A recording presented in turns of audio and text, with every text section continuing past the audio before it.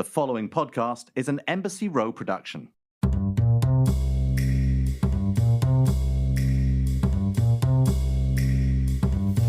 Hey everybody, I'm Marc Lamont Hill, owner of Uncle Bobby's Coffee and Books. I am a professor, a scholar, and most importantly, a book nerd.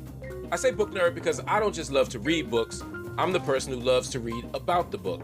I love hearing authors talk about how and why they wrote the book, and I love talking to other book nerds about their favorite books. That's why I started Coffee and Books. It's a podcast all about books. Every episode, I sit down over a cup of coffee with the world's biggest authors to discuss the most interesting, controversial, fun, and important books. Sometimes I hang out with experts, fans, and other special guests to talk about some of the greatest books of all time. And today is, I already know, gonna be one of my favorite episodes yet. I have with me Kiese Laymon. He is the author of the award-winning book, Heavy, and he is the author of a book that is new, and it's not new, it's a reissue, but it's all kinds of newness in it. It's called How to Slowly Kill Yourself and Others in America. If anybody listens to Coffee and Books, y'all know I mention Kiese at least every other, if not every episode, because he is literally my favorite living American writer. And to have him on the show is an honor beyond explanation. Kiese, good to see you, bro. Fam, it's so good to see you, man. Whatever you say that shit, you don't even understand how good I feel, bruh. Thank you so much for your work. Thank you for this last joint you put out. We still here, and just thank you for having and loving us so much, bro. I appreciate it. Oh, man, nah, it's a blessing, man. Now, when I start the show, I always start off with a coffee question because that's what we do. We do coffee and books. I am a coffee drinker. I've been writing I've been doing press for my new book. I've been running, so I've been trying to just get high octane stuff. So I'm drinking right now. An Americano, so I got, it's a whole bunch of hot water and a shot of espresso. Makes me feel good, keeps me high energy, keeps me awake. Do you drink coffee? I've not had coffee since my godmother died when I was like 8 or 9. She was a Sanka drinker, so we used to drink Sanka. I don't even know if that kind of coffee, but that's what we had. Not at the coffee shop, it don't. You know what I mean? I'd like a Sanka. Was so good. Oh, Sanka's delicious. Don't get it fucked up. Sanka's delicious. Yes.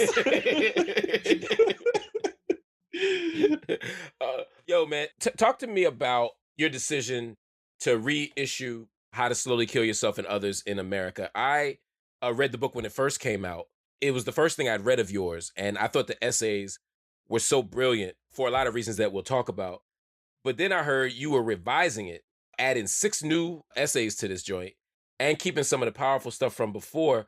What made you do this? Most writers don't make this move. What made me do it was that I signed a terrible deal. One, I sold that book for $1,000 after different New York presses were like, we can't mess with you. I had my book at Penguin Putnam for a while. They were like, take the racial politics out. So eventually I had to give them the advance back. And I was just so desperate. And Jesmyn Ward, who is the world to me, had published this book, Where the Line Bleeds, with this press out of Evanston, close to Chicago. And I sent 3 books to the editor, publisher over there. And I was like, let me know what y'all think. And then a few days later, he was like, shit, I want to publish all of them. I want to make the 2 novels into one. And I want to do that book of essays. But that was a different era for him. It was like it was an era when essay books weren't even really considered a thing. And he kept on telling me that, poetry collections sell more than essay books and whatnot. And so anyway, I used the essays in there to get attention to Long Division and whatnot. And then he bought it for $1,000. And I sold everything for $1,000. My TV rights, my movie rights, my film rights, my audiobook rights, my international rights. And like a year into it, I went to all the barbershops and salons and drove across the country selling the book. And then like a year in, I was like, yo, I really want this book to be something else. And then I got a deal for Heavy, and my agents and everybody got involved, and he wanted big 6 figures for me to buy my book back from him. And long story short, fam, like this summer when everything happened, when I started to think about my grandmother's death and my death, I just was like, I'm just gonna get my money right, buy this book back and publish it the way I wanted to, because I'm not sure I'm gonna be alive 14 days from now. I'm not sure my grandmama's gonna be alive 14 days from now. I just wanted something in the world that didn't have this man's name or company affiliated with it, but also I just wanted someone with a little bit more integrity. When you wrote about this, you said that you thought that the editors were your friends. Yeah, bro. I'm ashamed to say that. It's not like I thought they were like my boys and my best friends, but Fam, I was trying to get, I graduated MFA school in 2001 and started teaching immediately. And I just been trying to do this shit for so long. And, you get New York publishing telling you no, no, no, no, no. Or even when they say yes, they're telling you to take so much out of it that it won't even be yours. And then somebody says yes, you think, oh, they don't just like the art. I was so naive. I was like, they must sort of also like and respect me. And so I signed like one of the Master P type deals, you know what I mean? And then when I went back to the brother, and the white dude, and I was like, bro, you've made a good amount of money off of these books. Like we've sold like 50,000. I got $1,000. And then I said, I want my books back. And then he was like, okay, well, make me a deal. And I got heated. I got real heated, man. And then I just went about the business of trying to get it back. It took a long time, but I got it back finally. And for you, that was as much a personal, psychological, emotional move as it was a business one, right? It was definitely personal, but it also was a very advantageous financial move for me. I mean, you know how it does, man. Like if Heavy had not done well, I wouldn't be able to do this. You know what I'm saying? So Heavy did well, and then these new projects I got coming out, people think they might do well. So that gave me a little bit of like people didn't think they were going to lose money. So I could negotiate the deals of the partnership.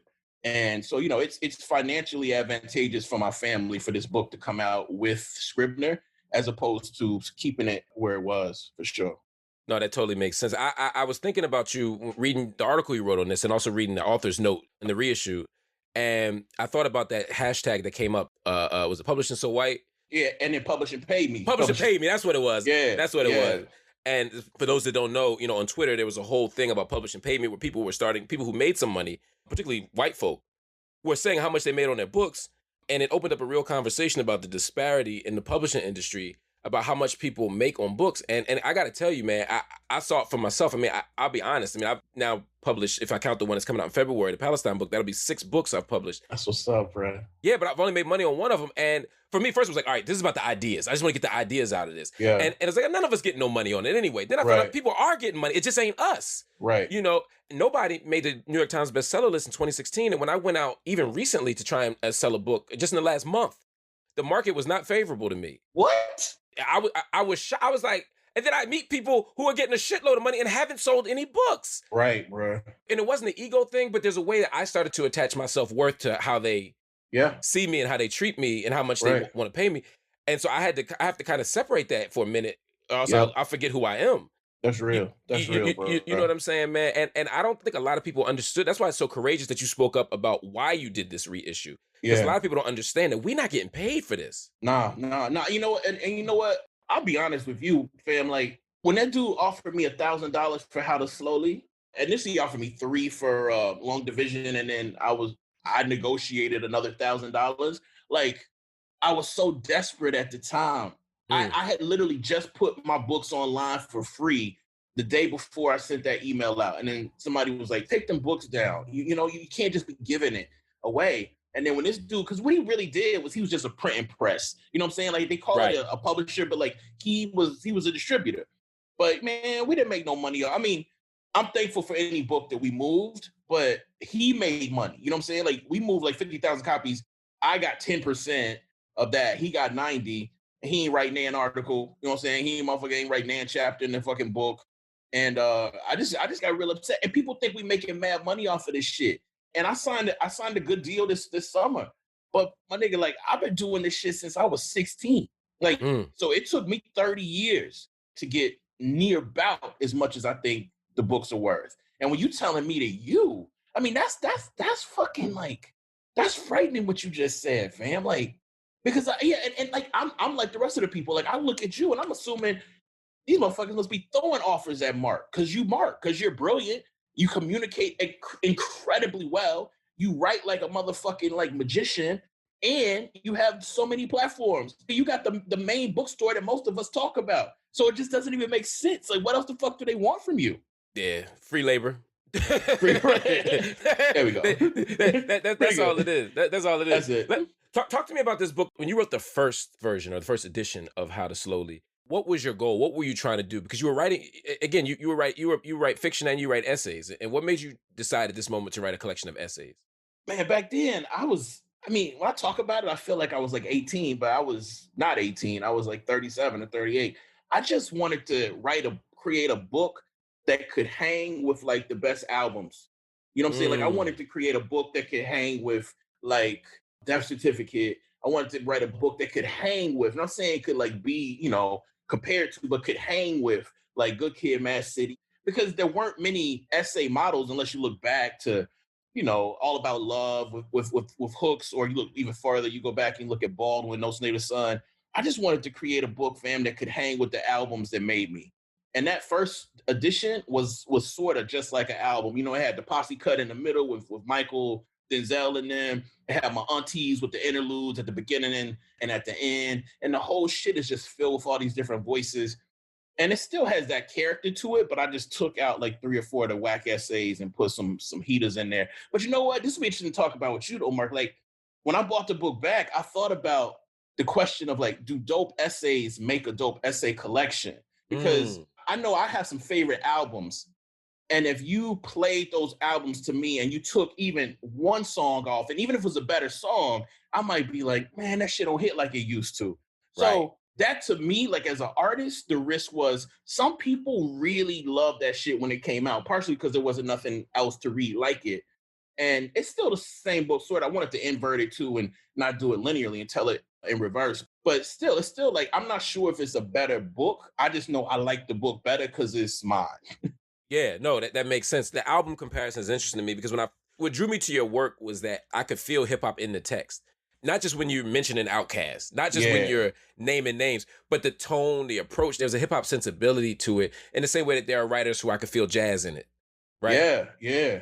And I didn't have a language to express that. And I couldn't necessarily like name it until I read your book. Then I could say, okay, Yeah. this is what a hip hop essay feels like to me.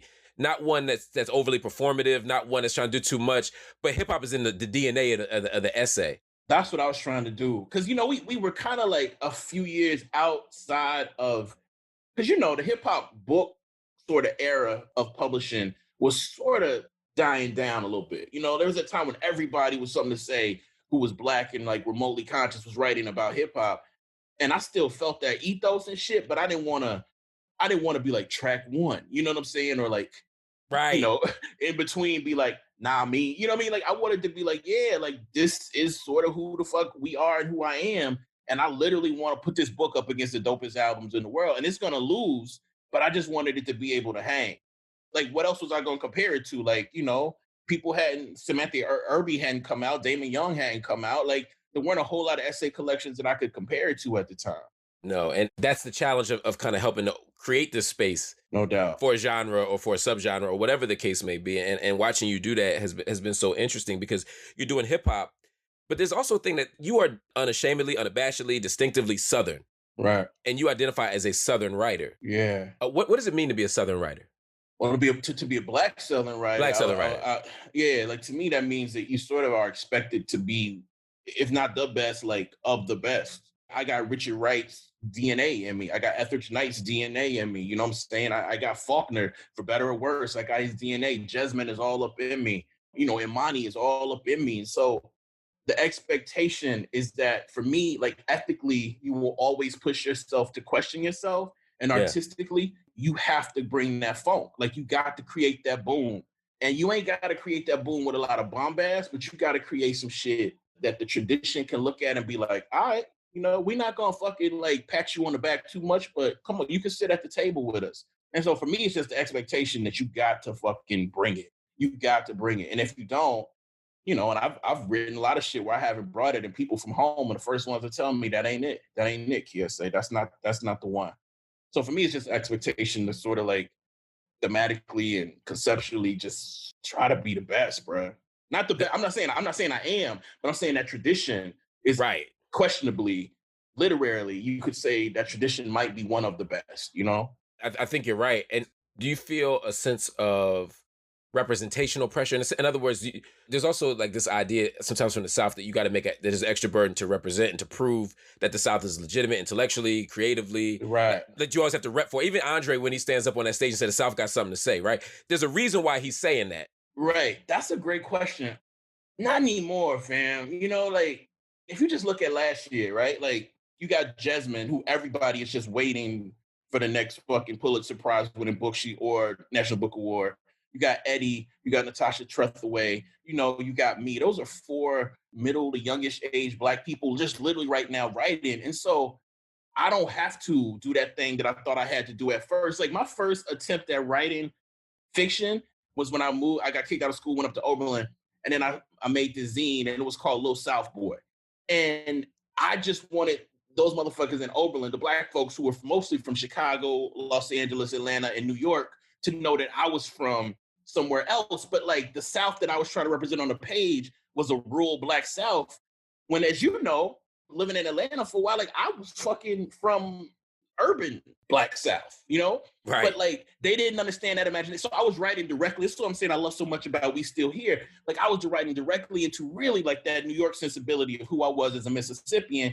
And it was just called Little South Boy. It was kind of like a comic kind of blah, blah, blah. So no, but not anymore. Like I don't have to get up here and rap everybody. I mean, use your Google. They know who we are. You know what I'm saying? Like we ain't got to sit up there and be like, South got something to say no more. Like they know.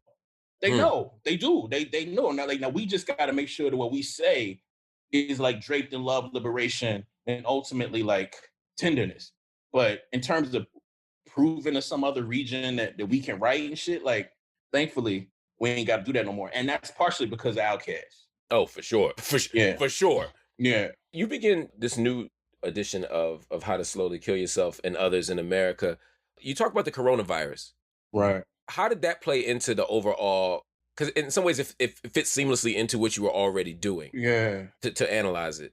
Well, part of it is that I wanted to I've been wanting to try to tell the story backwards and not backwards the way Nas did and like rewind but I always, even when How to Slowly came out, like I wanted to write like from my time at Vassar, all the shit that was happening. I wrote this essay called My Vassar College ID or something like that.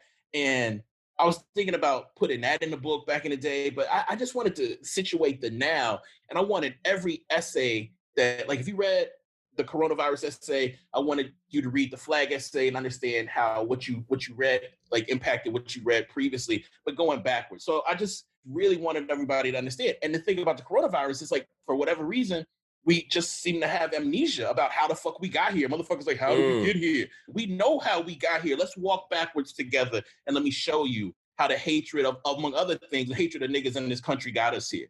And that's what I was trying to do with that book, but I had to start it with Trump and my governor, and much more importantly, the number of humans that were dying. And for me, Mark, that book is bittersweet. It's about coming home and you believing that home is the thing that's going to make you feel so whatever. And that's why, like, the end of that first essay, I'm ready to bounce. Like, I'm ready to leave Mississippi. And that's sort of where I am right now. Like, I always wanted to get back. But then you get back and you're living around all these white motherfuckers who won't put on no goddamn mask. But they pat themselves, you know what I'm saying? Motherfuckers will pat themselves on the back for you being employed at their school. Do you know what I mean? So, like, you know all of this, fam. So anyway, I just wanted to tell it backwards and see if it could still stimulate anything or anybody.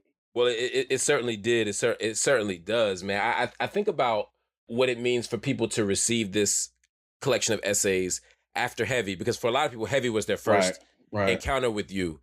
And I was thinking, I wonder how I would have encountered these essays if I had read these after Heavy as well. Did the success of Heavy or what you revealed about yourself, the kind of raw unveiling of your kind of interior life, all that stuff that happened in Heavy, did that shape how you thought about this next project? Yeah, and that project, it like affected Heavy because like there are a lot of stories that if you never read either of these books, you could see how some parts of How to Slowly actually are in Heavy, but like needed to be, like there could be more of them in Heavy. And so, like, for example, when all that shit happens to me in college, I wrote about that in How to Slowly, but in How to Slowly, I didn't use like my relationship with my girlfriend at the time as the thing that moved me through that experience. I used the gun. I used my relationship with my own guns. I used my relationship with the guns the cops put to my head. I used my relationship with the gun my mama put to my head. So I used the gun to like go through that essay.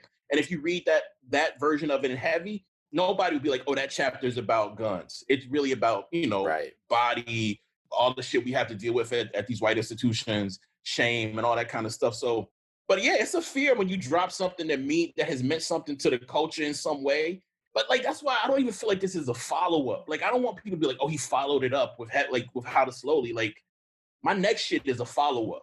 Right. But I didn't try to put that on me like it gotta be better than Heavy, because it's a different book. And honestly, fam, like that's why I love you so much, because I can talk to you about it. Like, to me, Heavy was an essay. You know what I'm saying? Like, people talk about all that shit. Like, to me, it was like an extension of what I did and how to slowly, because I think about essay construction all the time. And like when I first set out, when I finally found out what I was doing with Heavy, I was like, yo, I'm finna make the fucking bombest ass long essay ever. And so I'm not saying that's what it is, and people don't see it that way. But to me, Heavy is an extension of how to slowly, literally in like essay construction. It's a long ass essay broken up into fours. And like why fours? It's because of quarters. And why, like again, it has, to me, it's all about the sound and like the idea of a quarter note and all this other kind of shit that I'm just like so fucking obsessed with. But it's scary because I know in a lot of ways this collection, it's not as thunderous, or like it's not as good as Heavy. You know what I'm saying? It's just not. But no, I'm not gonna let you say that. As much as I would love that to be true, because it'll make my job easier, it's different. It's not better. Different. It's just different, and I think that it's gonna take a decade or two for us to fully appreciate the body of work and to then be able to kind of situate. Right. It's like when Jay-Z albums come out. Every time somebody says this is his best shit, oh, this is definitely top 5. Always. And then 2 years later, you be like, yeah, I haven't really heard it since. Right. You know, and you start reassessing it. And I think, Heavy for me is a very special book. I do believe, and I've said this on the show many times, I think it's one of the best memoirs America's ever produced. And I think it's very, very special. But that's its own genre, right? Yeah. It's its own thing. And I think the essays you do here are going to do a different kind of work. And they may take people to a different place than Heavy can because of, pardon the pun, but the heaviness of Heavy, right? And, no doubt. And the way that people engage it, whereas this can do a different kind of work and mark a different political. Like I think about Cornel West's work, just to give you an example. And Race Matters is a celebrated work, and and for many it's his most read work, his most engaged work. But Prophesy Deliverance created it at Eddie Glaude. Yes, bro. Right? No doubt. Yeah. So it's just different things, for Marvin. Think about Marvin Gaye, and just to take the musical example. I mean, even something that somebody like Hear My Dear, right, where people would say, oh, that's a lesser work. It ain't now. No, you're right. You know what I'm saying? And Yeah. I think that's how your work is going to be received. And I think any writer will never really know. We know what we're doing when we write it, but how the world reads it and what it's going to mean to the world, that's some shit we can't account for that no time soon. Let me ask you this though, fam, and I mean this, like, when you started writing books, did you always think you were going to be alive to see anybody read them? Like, I never, like, How to Slowly, I literally thought I was going to die before that book came out, and I was okay with it. I just couldn't imagine ever being alive and watching somebody hold my book. I don't know if it's about deserve or whatever. Also, it's about, like, the way, a lot about what you write about, and we still hear. So it's like, not obsessions with death, but death is often knocking on our doors differently as Black folk in this country. I just never thought I'd be alive to see people reading my art. But did you always know? It's funny. When I was in my 20s, I always wanted to write a book before I died. Yes. Yes. I was like, I gotta get a book out before I die. Yeah. I gotta create something that endures beyond me. Right. Now, and it's funny when you grow up in the hood. Like, there's this. I was telling my friends, like, there's my colleagues rather. There's this way that all your friends, like, you have a bunch of friends that die or get locked up, and then you get to our age now, and that everybody who's going to get shot kind of has the people that did long stretches came home. There's some exceptions, you know what I mean? Extraordinary shit. I mean, Kobe died. I grew up with Kobe. Kobe died. Right. Or somebody gets caught up in some wild shit in the park. Yeah. But like in general, that stage is over, and then now it's like, I hope I don't got diabetes or high blood pressure. And I'm like, I got mold on my back, and I'm going to the doctor like, yo, this joint don't look right. So it's a different kind of death. It doesn't feel like the kind of urgency. Like, I don't feel like an unexpected death is going to come anymore when I write. I expect that I'll live to see the promo and the release, whereas I didn't 10 years ago, 15 years ago. I feel that. But now I think in a different way. I think, like, at any given moment, I could find out that I only have 10 years left in this thing. Yes. Or 15 years left in this thing. And so now I have a kind of urgency around the kind of projects I want to do. Like, I'm gonna write the shit that I want to write, because what if I only got 20 summers left? That's what I feel, fam. Yeah. That's what I feel. I mean, I feel that deeply right now, for a lot of different reasons. But I hate using, that's what I'm saying, in that first Corona thing, like, it took so much Black death to get here. I kind of don't want to use Black death anymore as the motivator. But how do you not? When we know, when we live what we live, we've seen what we've seen, and so many people who should still be here aren't. It's like, it's hard to not use death as a motivator. But I'm really trying hard with this new shit that I'm hoping to put out next year. So Can you talk about that, or you want to wait till the next time? it's a horror slash comedy that takes place on a college campus. And I'm really trying to push both genres, like the comedy genre and the horror genre and the campus novel genre. I'm trying to push them though in ways I haven't seen them push, but it ain't working yet, but it's gonna work though. It's gonna work. All right, so I want to pivot a little bit and talk to you a little bit about your writing process, because when you Yeah. just said it ain't working yet, but it will. The thing that stunned me when we did a conversation before about Heavy was the amount of revision you do. Right. I mean, you revised the hell out of Heavy. I mean, from what you told me, you basically wrote it twice almost. I mean, I wrote way more than Way twice. more than twice, right? Yeah. But you know what? Part of that is that, like, man, I don't have. When we were talking about ball earlier, like knowing what your gifts are. It's like when I read you or when I hear you, like there's a clarity and a profundity, and I can't get clarity or profundity in my when I initially speak, or definitely when I initially write anything. So I just have to keep trying, and I have a vision of it, and I know when my shit goes beyond my vision, but I'm not turning it into no editor until it gets there. But every now and then, you know, when your money is tight, whatever the fuck, like you have to turn some bullshit. I have to turn some, you know what I'm saying? Motherfucker want to give you $15,000 for some shit. Like I can't be sitting. I mean, it's just a time limit. So, you know, I've written some shitty essays because I wanted and needed the money. But if you give me some time, I'm confident that I can do some shit you haven't seen. I know that. But I do need the time though. I need time. When did you know as a writer that you had the ability to produce some shit that we hadn't seen? Man, that's a beautiful ass question, fam. Honestly, and it's crazy that I'm bringing this dude up, but when I heard Death Certificate for the first time, bruh, and again, I didn't know things I know now. I didn't understand the roots of queer antagonism or misogyny, or I didn't understand that shit. Like, but when I heard Death Certificate for the first time, I wrote like a little, now you might call it like a think piece, but I wrote some shit, and one of my boys read it, and he was an MC. He was the little brother of David. David Banner used to be in this group called Cricket Letters, and it was Kamikaze, who was the other member of Cricket Letters. It was his brother, who was my best friend, Brandon.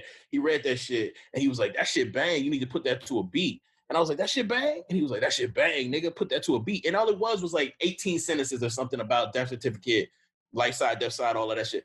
And at that point, that was a time I was like, damn, like I wrote some shit that moved my boy. And the only thing I'd ever written before that moved my boy was lyrics that we spit in the bathroom. So that was like the beginning where that's the first time I ever thought, man, like if I can move this nigga with some words, I can maybe move somebody else, you know? Yeah, that's powerful, man. That certificate was huge for us, man. Like, and it's so, I don't know about you, but because I'm like a little older than you, but that certificate was like sonically and just like conceptually, it was just some shit we never seen or heard. You remember when that shit came out? Absolutely. My older brother would play it. And so I was listening to it. And, you know, I tell people all the time, I said, there was a moment, and people forget because of how short our memories are. There was a moment where Ice Cube had a legitimate claim to be the GOAT. There was a moment where like, you could say Ice Cube was in the conversation for sure. In Jackson, you better not say nobody else was the GOAT for that like 2-year period. You could say in Jackson, you could say Scarface, and people would be like, all right. But if you said, or like people who really love motherfuckers would be like, I think Ren is better than Cube and all of that shit. But then when Kill at Will, fucking Death Certificate, all that shit comes out, it was a wrap. It was it. I mean, part of it had to do with our educations, but also like, this is what hurt me so much about what happened. Like, we thought that motherfucker loved us, bruh. And when he says, I want to kill Sam, like, why did he want to kill Sam? We thought he wanted to kill Sam because of what the fuck Sam was doing to us. And he was telling crazy ass stories. And he could tell a story about, you know, anything and relate it back to us. And then that Bird in the Hand, which I still think is one of the top 10 songs ever created, like it gave us a global understanding of what a lot of us or our friends were doing when we were selling that shit. It was just phenomenal. But like a lot of the MCs, man, the nigga he didn't listen to the motherfuckers he inspired. Like this nigga inspired so many people, fam. So many Black feminists.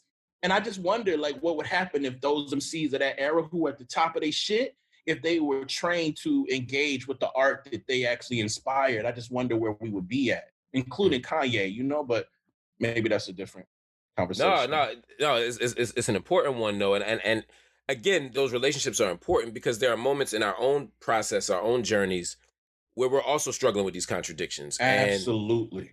And we work through them, and we are working through them, and we write through them, right? Right, So right, and again, in how to slowly you talk about some of those things and how you didn't give up on right. yourself or your humanity or your possibility.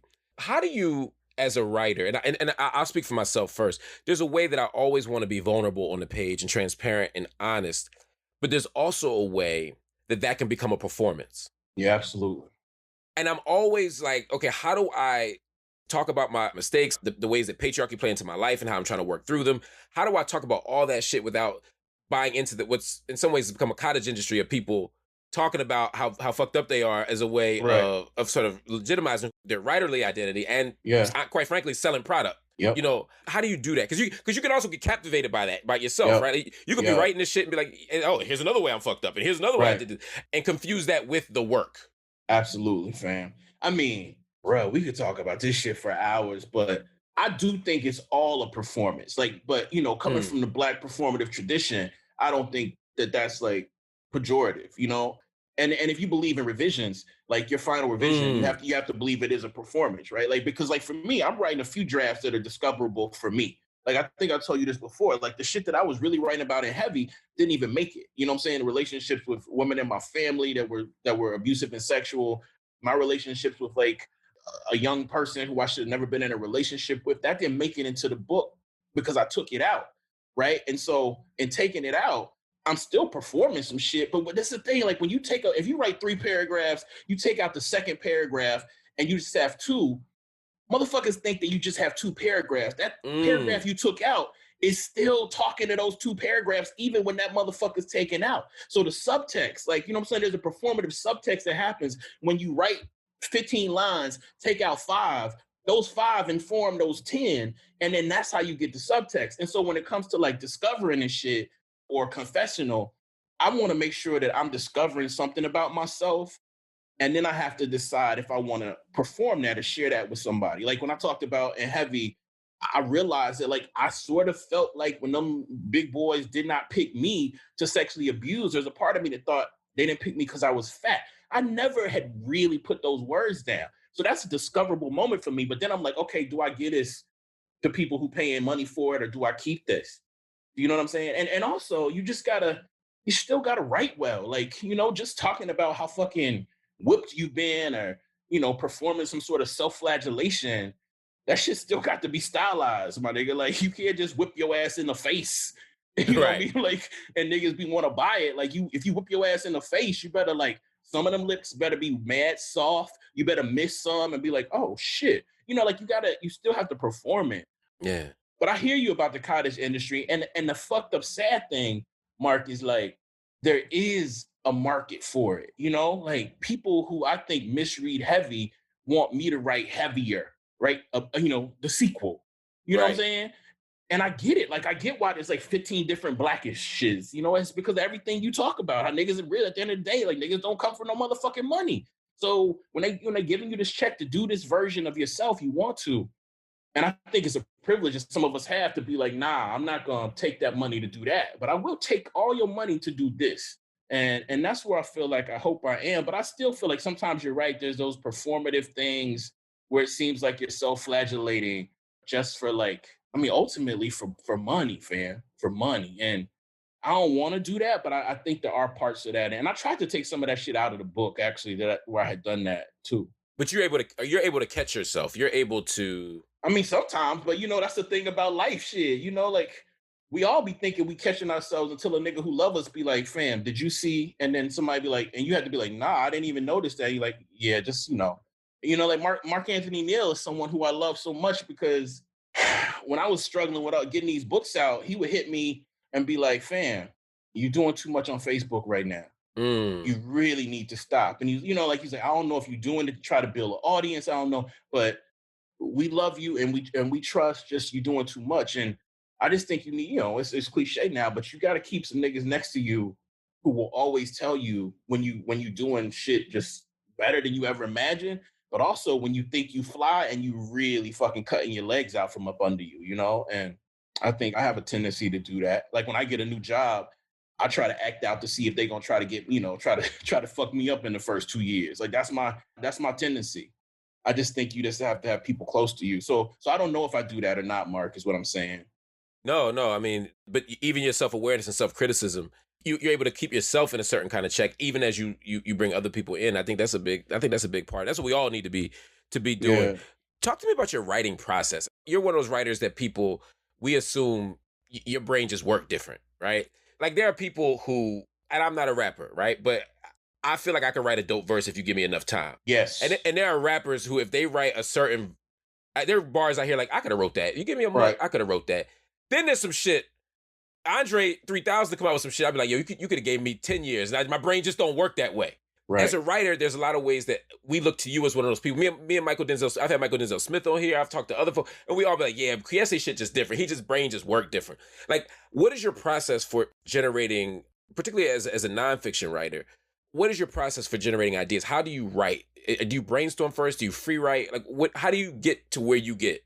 I read a lot and I talk back to my text that I'm reading a lot. Like I was telling you, I was reading, your newest last night, and just writing in the fucking white spaces in the book between when the questioner was asking you something and when you said something, and then when the questioner came back. I was thinking about the dope way your book uses those spaces, particularly I would say near the end. And so for me, fam, I don't know about my brain. I think all our brains work a little differently, but I just think basketball and fucking rap music they just affected me, my nigga. Like I love the motherfucker at the court who got the move we haven't seen, but I also love when that nigga can just post you up 1-2, boom. I like efficiency, but I also like mass stylization. And that's what I want to be as a writer. Like I want my shit to be like mad sound, but I also want it to be so sound that motherfuckers don't even realize that at the end of this is a sound ass piece of art, because in some way they might be so wowed by some other shit. And it's just hard to pull that off. Like that's what I want to do, and I still want to write shit that my friends who don't like to read will want to read. I want the page to be inviting to these niggas. I want the imagery to be like some shit that be like, oh, fuck, I never seen that word on a page before. Let me keep reading. And this is why I'm so enamored with what you did with your book. It's like, once you change the audience for these books, you change the books, bruh. And so like the people that I'm trying to write to on the first row, they will accept nothing more than like nuanced, like hardcore, very sound, loving shit. Like that's what they sort of want, even if they don't say it. So I'm always just trying to impress them. So the motherfuckers that I love who don't read and write, they always get the front row of my audience, but they sitting right next to Baldwin and Morrison and motherfucking like Sonia Sanchez and Nikki Giovanni. You know what I'm saying? Like that's why I feel like we gifted. Like a lot of our white contemporaries, they don't have that shit. Yeah. You know what I'm saying? They're not trying to write to motherfuckers around them who don't read and write for a living. And that's one of the reasons that they prose and shit comes out so opaque and fucked up, I would say. But I just feel like we gifted. And I feel like there's a reason that like, yeah, I don't want to keep going because I sound like a fool, but. No, you making sense, man. And your audience, when you say who you're writing for, that was one of the things I wanted to ask you about. And you started to answer that already. When you're writing on the page, you're imagining your audience. Talk a little bit more about who that is. Obviously, it's people you grew up with. It's people, like you said, who you want to make the page inviting to. Who else is that audience you imagine when you write to? It changes and it sort of rotates. But, like I'm literally thinking about when I was writing that Corona piece, for example, I was thinking a lot about you, right? Because you had gone on and talked to us about your experience with Corona, and you are a human being, like a Black motherfucker out here who loves us voraciously and who's out here pushing. So I'm thinking, not what can I say that Marc will dig? I'm thinking, what kind of form can I give Marc that Marc can be invigorated by? Like that's an example. Like that's real talk. And then Outcast piece, I'm thinking, how can I make a piece that my grandmama would want to read about some rap group that she don't know shit about? And I think one way you do that is you have to show her how like her fucking desire to be dope and fresh and stank at her job is tied to this music. So it's like different pieces. I think you have to put different audiences first if you want the shit to be dynamic. I don't have no book or no essay I've ever written where I'm like, this is the only audience. Like I'll be trying to shift audiences graph to graph, And that's how I read. Like when I read some shit that really appeals to me, like sonically, and some shit that really appeals to me intellectually, theoretically, those are two different niggas that somebody could be writing to, but they still the same person. That's how I feel, fam. I'm just out here trying to ultimately I'm trying to write to the different parts of all of this world shit that have made me. And a lot of those times, those are just, people like you who inspire me, my family, and the people who created the traditions that we write into. Wow. Would you write every day? I do, man. I do. But I didn't write for a month when Corona hit. Like, I'm new to weed. Like, that's another thing. Like, I was sort of addicted to writing and exercise, so I didn't do weed until like 43 or something like that. Welcome. Hey, fam. Yo, how y'all niggas be writing books and doing it, fam? Like, I must have the wrong kind, fam. Because anyway, for that month, I was just, because I couldn't go home. I assumed my granny was gonna be dead. I'm a big motherfucker. I thought I was finna be dead. I didn't want to die before my grandmama because I knew that would cause her to die. And I didn't want her to die. And so for a month, I didn't write shit. I have not written. That's the longest I haven't written probably in over 30 years. Wow. I don't have no kids or nothing, man. So I gotta practice that I kind of stick to. But I stopped when the shit hit, and stopping helped a lot. Do you think that now that you've seen some benefit in stopping, do you think you'll take more breaks from writing? I should, but I be sad, bro. When I be sad, I got to do it. You know what I'm saying? When I be sad, when I wake up, and I wake up a lot of times, I be sad, and yeah. So I should make myself take more breaks and just trust, but it's hard for me to do that. Writing for you is part of your self-care. And we come from like these motherfucking underpaid and not paid laborers, right? So like we sometimes get addicted to work, and like I know like my writing addiction is not healthy actually, even if it can sometimes produce good shit, because it also makes other things in my life like go this way.